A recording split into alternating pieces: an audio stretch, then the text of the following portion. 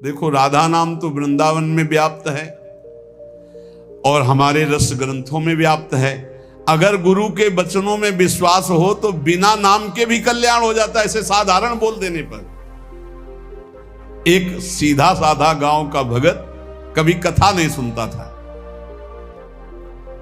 गाय चराता था गांव की।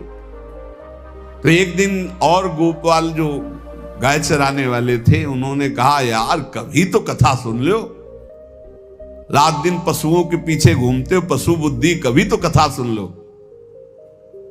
तो एक दिन सोचा दोपहर के भोजन गांव में पाएंगे जाके अपने घर में, और कथा हो रही वहीं से निकल लेंगे, जो सुन लेंगे तो सुन लेंगे। खड़े खड़े वहां चर्चा चल रही थी, जिसने मनुष्य जन्म लेकर के गुरु मंत्र नहीं लिया और नाम जब भगवान का नहीं किया, उसका जीवन मुर्दा, व्यर्थ जीवन। चला गया सुन के, और बार बार वही दिमाग में कि पंडित जी कह रहे थे गुरु मंत्र नहीं लिया और नाम जप नहीं किया तो मुर्दा जीवन। जिन हरि भगत हृदय नहीं आनी, जीवित सौ समानते प्राणी। दूसरे दिन फिर गया, कहा, पंडित जी आपने कल कथा में कहा था गुरु मंत्र ले लेना चाहिए, नहीं तो जीवन मुर्दा हो जाता है, बेकार जीवन रहता है। तो देव गुरु मंत्र आप, और तो हम किसी को जानते नहीं। देखा फटा पुराना कपड़ा, डंडा लिए एक चरवाहा। उनका ऐसे थोड़ी कि तुरंत गुरु मंत्र दे दिया जाता है, आखिरी दिन कथा के मिलना फिर दे देंगे, टाल दिया। अब वो आखिरी दिन कथा के तो दिन चढ़ावा चढ़ रहा था, तो पंडित जी ने कहा जब चलें तब ले लेना गुरु मंत्र, टाल दिया। अब वो जब आखिरी दिन के बाद हो, तो उस समय घोड़े पे बैठ सब सामान लाद के पंडित जी चलते थे, वो तो सब सामान लाद के चलने लगे हो। तो पीछे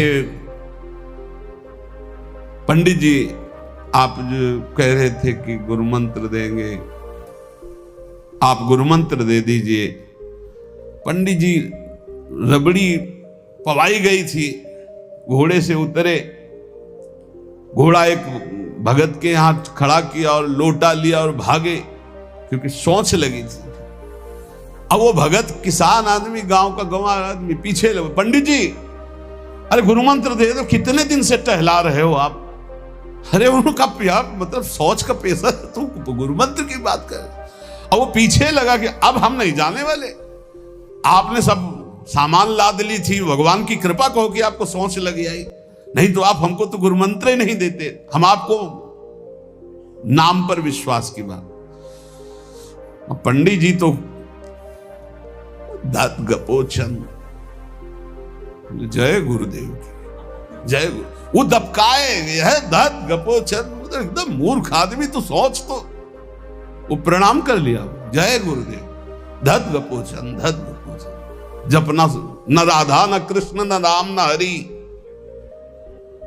घर आया, बोले आज से गाय चराना बंद। बोले क्यों? बोले गुरु मंत्र मिल गया, अब हम भजन करेंगे, हमारा जीवन मुर्दा नहीं रहेगा, अब जीवन सार्थक रहेगा। और मेहनत करने वाला आदमी, गाय चराने वाला आदमी, अब शुरू हो गया बैठ के धत गपोचन, धत गपोचन। अब इसमें न कोई भगवान नाम है, न कोई मंत्र है, न प्रणव है, न नमो नमः, कुछ नहीं। गांव के लोग, घर के लोग बोले कि यार 50 गाय चराता था, पता नहीं कौन सा हम लोगों का पाप उदय हुआ कि कह दिया कि कथा सुन लेना। अब वो गाय चराना भी छोड़ दिया, गपोचन शुरू हो गया। अब उसकी ऐसी लगन लगी, सहज सरल भोले जो होते हैं ना, हरिवंश महाप्रभु कह रहे हैं, मुनि मन ध्यान धरत नहीं पावत, करत विनोद संग बालक भट, दास अनन्य भजन रस कारण, जैसे हित हरिवंश प्रगट लीलान। लालजू महाराज बड़े बड़े मुनियों के ध्यान में नहीं आने वाले, बड़े विनोदी। रुक्मिणी जी से कहा तैयार हो, भगत के दर्शन करने चलना है। रुक्मिणी जी ने कहा बहुत दिनों बाद आज आपको किसी भक्त की याद आई, प्रभु जरूर कोई महाभागवत होगा, हम चलते हैं। बोले बहुत विचित्र महाभागवत। चले, साधारण वेश में चलना है। जब गांव में गए, उस भगवान तो सर्वज्ञ ही है, उसके घर के दरवाजे में बैठ गए और रुक्मिणी जी से कहा कि पहले तुम मिल के आओ भगत के, फिर हम मिलेंगे। रुक्मिणी जी ने कहा हाँ ये उत्तम बात है, पहले हम उनको दर्शन दे के और दर्शन करके आती है। आंख मूंदे ऐसे, न खाना न पीना, धद गपोचन। रुक्मिणी जी ने कहा ये कौन सा नाम भगवान का, न विष्णु शास्त्र नाम में है न गोपाल शास्त्र नाम में है, और कहीं हमने पढ़ा नहीं, ये कौन सा भजन कर रहा है। कहे किसका भजन कर रहे हो, चुप रहा। फिर किसका भजन कर, 2-3 बार तो गुस्सा के आंख खोला, देखा कोई स्त्री, तो बोले तुम्हारे खसम का भजन कर रहे हैं, और किसका कर रहे हैं। वो रुक्मिणी जी आ गई, बोले बहुत जानकार भगत है। प्रभु द्वारिकाधीश से कहा बहुत जानकार भगत है। बोले क्यों, बोले हमने कहा कि किसका भजन कर रहे हो, देखो हम इतना छुप के गई थी लेकिन वो पहचान गए, वो कह रहे तुम्हारे खसम का भजन कर रहे थे। अब भगवान ने कहा हाँ तभी तो हम आए भगत जोड़कर। बोले प्रभु आप दर्शन बाद में करना, जाके पहले हमारा प्रश्न बता दो, प्रश्न का उत्तर दे दो कि आपके विष्णु शास्त्र नाम, गोपाल शास्त्र नाम, बहुत से नाम हैं, ये नाम तो हमने कभी नहीं सुना। भगवान ने कहा ये नाम हमको तो बहुत प्यारा है। बोले आपको कब, मतलब ये कब कैसे नाम रखा गया। बोले बहुत प्यारा है, हमारा ब्रज का रखा हुआ नाम है, ब्रज में मैया ने रखा था। कैसे रखा था। बोले एक दिन मैं माखन चोरी कर रहा था, सखा के कांधे पर खड़ा हुआ, ऊपर माट में हाथ डालकर मक्खन पूरा ऐसे खाता जाता, सखा को पवाता जाता। इतने में मैया और गोपी जन आ गई। ए कन्हैया ये क्या कर रहा है। अब हमने देखा कि फंस गए। हमने कहा कि मैया हमें बहुत भूख लगी थी और देखा कि इसमें चींटी चढ़ी हुई है, तो हम चींटी निकाल रहे थे। तो बोले चींटी कैसे निकाल रहे थे, यहां पूरा हाथ सना हुआ है तुम्हारा चींटी। बोले अरे भैया तू बावरी, जब चींटी को ऐसे निकालने करते वो अंदर चली जाती तो खबो खबो के निकाला, इसलिए ऐसा इतना हाथ हो। बोले यहाँ मुंह में फिर जब तुम्हारे मक्खन लगा, एक मक्खी बार बार उड़ रही थी तो हम ऐसे मारा तो पूरा मुंह में मक्खन लगा। भैया ने कहा धत गपोचन। बोले ये उस समय का नाम रखा हुआ है, मेरा बाल गोविंद में जब मैया ने रखा था मक्खन चोरी के समय उस। अब आप विचार करके देखो, भगवान का साक्षात्कार गुरु वचनों पर विश्वास होने पर साधारण शब्द बोला तो भगवान तो सर्वलोक महेश्वर सर्वज्ञ, उनके सब अक्षर जैसे हर अक्षर में आ विराजमान है, का खा गा घा आ, ऐसे ही सब अक्षरों में ब्रह्म विराजमान है।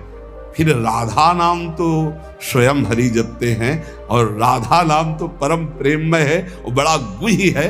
विश्वास करके जब वो धदगपोचंद जपा तो रुक्मिणी और द्वारिकाधीश भगवान दर्शन देने आ गए, और तुम विश्वास करके राधा राधा जपोगे तुम्हें नहीं प्राप्त हो जाएगा। अरे यही राधा स्वयं भगवान हरि जपते हैं। इसलिए संदेह शब्द नहीं होना चाहिए उपासना में। जो गुरु ने उपासना दी उसमें संदेह नहीं होना चाहिए। और 5वां, इस 8वें सूत्र में 5वां, असूया, दूसरों के गुणों में दोष देखना, चुगली करना और ईर्ष्या, इनसे बहुत दूर रहना चाहिए उपासक को। ईर्ष्या बहुत बुरी है। कंचन तजना सहज है, सहज तिया का नेह, मान बड़ाई ईर्ष्या दुर्लभ तजनाए। ईर्ष्या बहुत बुरी है, मतलब ये जलाती रहती है हृदय में, ये बहुत बड़ी आग है। एक जिससे ईर्ष्या उसको प्रणाम करो उससे नष्ट हो जाएगी। इसके नष्ट करने का उपाय एक ही है, जिससे ईर्ष्या उसको बार बार प्रणाम करो, बार बार। और वो तुम्हें कितना भी कड़ुआ बोले तुम बुरा मत मानना, तो तुम्हारी ईर्ष्या नष्ट हो जाएगी नहीं। ईर्ष्या बेमतलब जलाती रहती है। और किसी के गुणों में दोष ना देखे, किसी की चुगली ना करे। सुनो ऐसे से कुछ लोगों का स्वभाव होता है, उनका भोजन ही नहीं पचेगा जब तक 2-4 की बुराई नहीं कर लेंगे। सुना तुमने ऐसे से ऐसा नहीं, हमने तो नहीं। अरे मतलब ऐसे गूढ़ विषय की चर्चा मानो ब्रह्म साक्षात्कार करा देंगे। ऐसे लोगों से बचना चाहिए जो दूसरों की निंदा चुगली करते हैं। निंदा चुगली करने वालों को ऐसा लगता है जैसे चक्रवर्ती सम्राट पद में बैठाल दिए जाएंगे, जब 2-4 उनको मिल जाए सुनने वाले। फिर जैसे कोई भगवत प्रेमी महात्मा खूब सरस भगवान की चर्चा करे, ऐसे ये द्वेषी जन होते हैं। ये निंदा बहुत संभाल संभाल करके, कहीं भी चूक ना होने पावे, पूरी निंदा। तो ऐसे लोगों से बचे। चुगली करना, दूसरे के गुणों में दोष देखना और ईर्ष्या करना। 9, प्रत्येक परिस्थिति में अपने आराध्य देव के द्वारा दिया गया मंगल विधान है ऐसा मानना। एक बार हमने सुना था, उस समय किडनी का रोग प्रकाशित नहीं हुआ था, कि असाध्य रोग भगवान की विशेष कृपा से प्राप्त होता है। तो साधन पर उस समय जोर था, तो डर लगा कि असाध्य रोग कृपा कैसे हो सकती है, ना साधन में बैठ सकते हैं, पीड़ा रहती होगी तो भजन भी नहीं हो सकता, तो ये कृपा कैसे हो सकती है असाध्य रोग। लेकिन सच्ची आपसे कहते हैं, साधना हो रही थी भगवत मार्ग में जैसा कुछ, लेकिन शरणागति में कमी थी, क्योंकि साधन पक्ष में विश्वास बहुत जोर का था। शास्त्र प्रमाणित साधन के बल से भगवत प्राप्ति पर विश्वास हमें था। कृपा शब्द का हमारा कोई परिचय नहीं था, कृपा शब्द से हमारा कोई परिचय नहीं था। पक्का समझ लीजिए, क्या कृपा शब्द, ये तो शब्द ही नहीं था, बस साधन शब्द से परिचय था। अपनी इंद्रियों को बस में करो, मन का निग्रह करो और भगवान का निरंतर भजन करके परम पद प्राप्त करो। हर समय अपने साधन में लगे रहो। जब किडनी फेल हुई, साधन शब्द हटा, अब हाहाकार मच गया अहंकार में। अब क्या, फिर जो अहंकार शरणागत हुआ, फिर बात बन गई जो करोड़ों जन्मों की साधना से नहीं बनती, वो इस असाध्य रोग ने काम बना दिया। कह रहे हैं कि प्रत्येक परिस्थिति में पूर्ण कृपा, पूर्ण मंगल विधान देखना, ये 9वां सूत्र है। जैसी भी परिस्थिति आवे, चाहे जितना विकराल रूप लेकर के आ जाए परिस्थिति, कृपा ही कृपा, कृपा ही कृपा सच्ची मानना, परिणाम में देखना बड़ा मंगल, बड़ी कृपा होगी। 10वां, प्रेम प्राप्ति के मार्ग के पथिक का जीवन बड़ा विनयमय, बड़ा विनम्र, बड़ा संयमी, सदाचारपूर्ण, त्यागमय और शांत सुख स्वरूप। प्रेमी महात्मा का ये स्वरूप, बड़ा विनम्र जीवन, बड़ा विनयमय जीवन, बड़ा संयमित जीवन, सदाचारपूर्ण और त्याग रूप।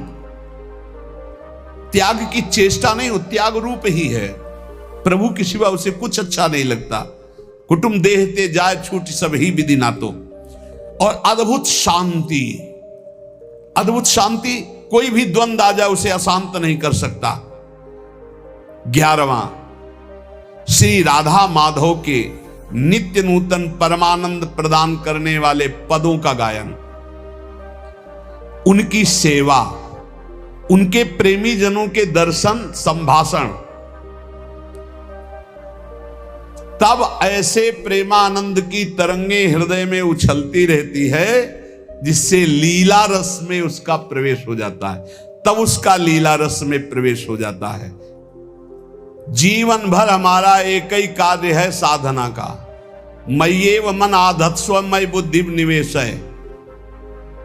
प्रियालाल में मन लगाना है, प्रियालाल में बुद्धि लगानी। बुद्धि का काम है निश्चय करना, मन का काम है संकल्प विकल्प करना। अब निश्चय तो हमारा दृढ़ हो गया कि प्रियालाल ही हमारे हैं, निश्चय हो गया कि सुख है प्रियालाल में, बस ये झूठे संसार में नहीं। अब संकल्प विकल्प करने वाले मन को रूप के प्रियालाल के नाम में, रूप में, लीला में, धाम में लगाना है। श्री भगवत ऋषि जी महाराज कह रहे हैं,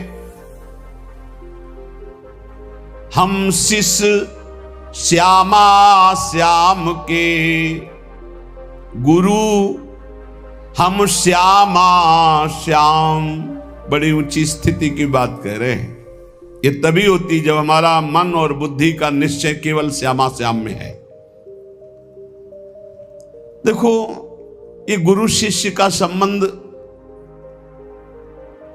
प्रियालाल से संबंध दृढ़ होने के लिए है।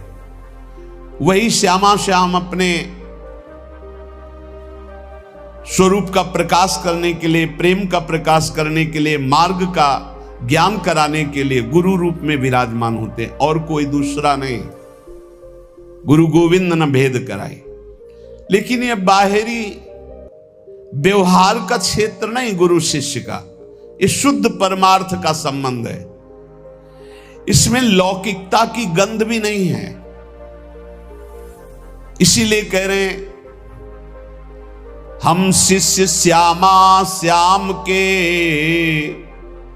गुरु हम श्यामा श्याम।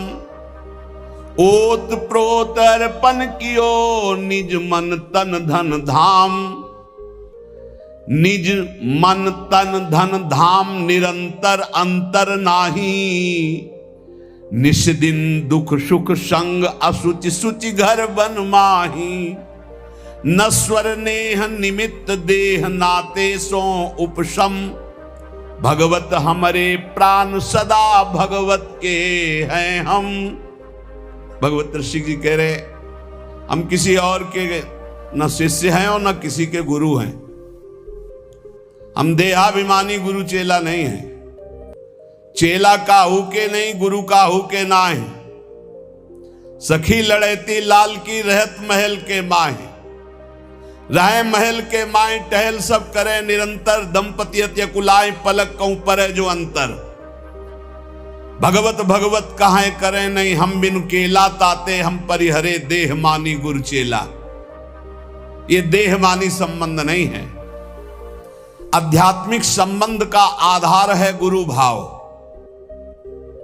ये देह भाव वाला संबंध नहीं कि जैसे भाई बहन और रिश्ते नाते ऐसे गुरु भी बना लिए।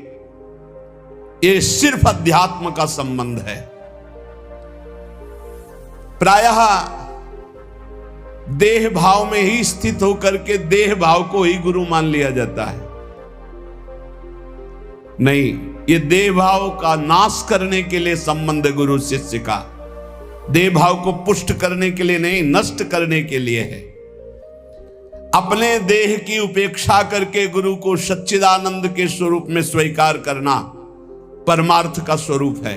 गुरु ब्रह्मा गुरु विष्णु गुरुदेव महेश्वरा, गुरु साक्षात परब्रह्म तस्मै श्री गुरुवे नमः। तो गुरु का देह मंदिर है, उसके अंदर बैठा हुआ जो परमात्म तत्व वही गुरुदेव है। वही परमात्म तत्व कौन है? श्यामा श्याम। लौकिक मान्यता में मारे घूम रहे हैं।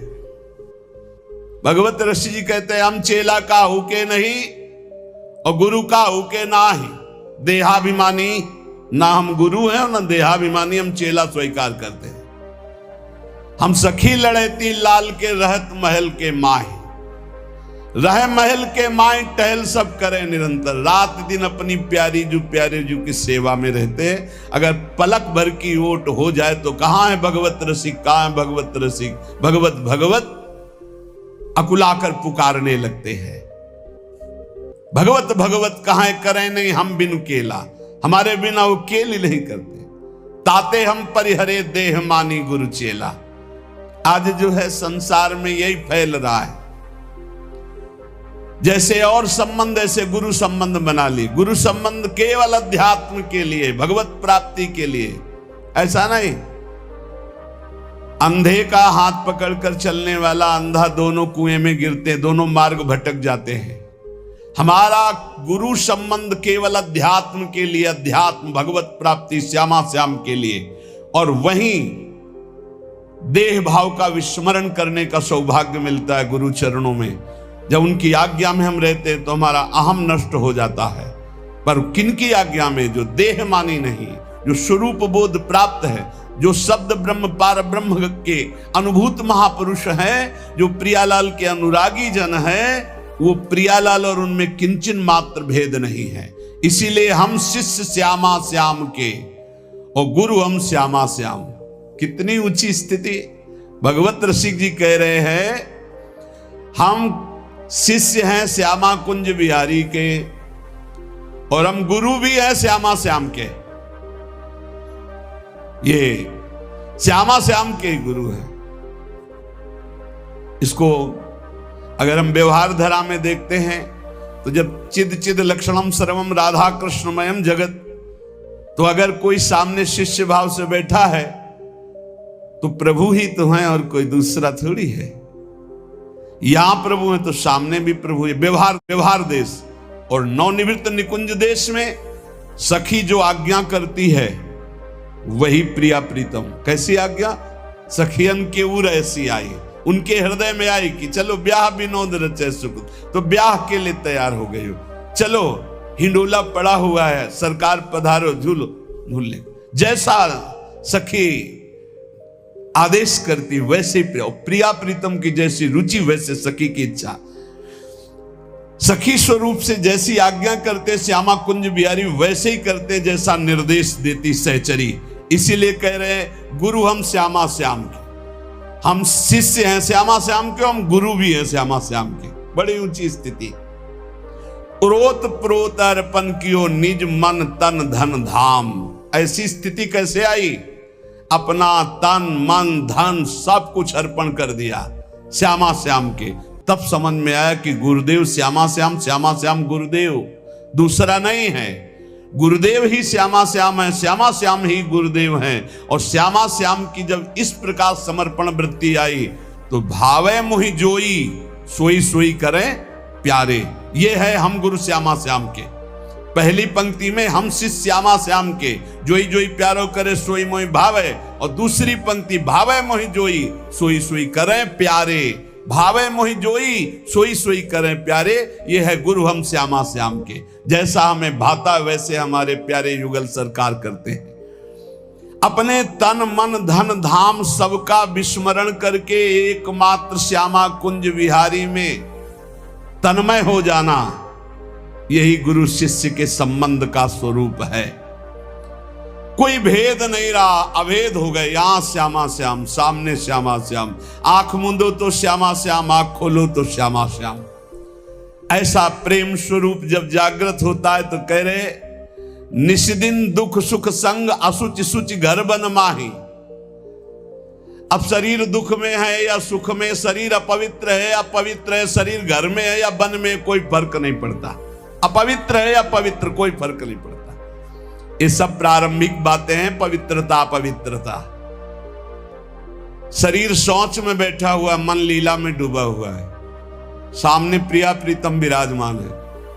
अब वहां पवित्रता पवित्रता का क्या, कैसे जालोगे इन बातों को? कह रहे निष्दिन दुख सुख संग असुच सुच घर बन माही। अब नश्वर नेह निमित्त देह नाते सो उपसम।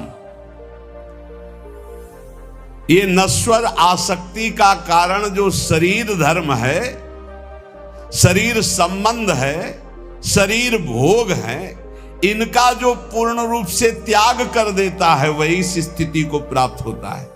अब हमारे श्यामा कुंज बिहारी प्राण धन सर्वस्व है, सर्वस्व है।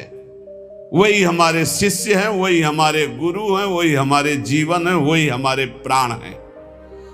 यहां कह रहे कि केवल बुद्धि रात दिन श्यामा श्याम का है विचार करे। पहला जीवन का चरम लक्ष्य भगवत प्रेम, भगवत प्राप्ति।